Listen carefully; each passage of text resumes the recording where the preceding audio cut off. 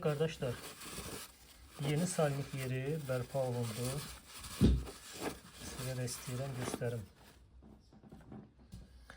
Təbii ki tam rahat keçmir. Çünkü bunun qalanını biraz artıq presləmək lazımdır. Presləyəcəyik ki burada kip otursun.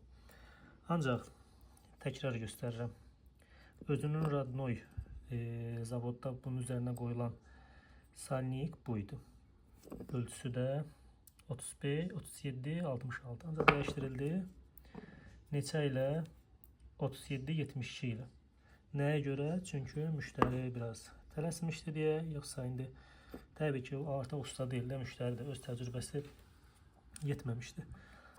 Alətimiz deməli budur.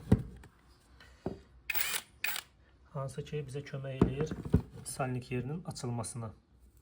Salnik yeri də gördüyünüz kimi tərtəmiz, tam millimetrik dəqiqliklə. Heç bir kərə-kötürlükdən söhbət belə gedə bilməz. İzlədiyiniz üçün çox sağ olun. Təşəkkürlər.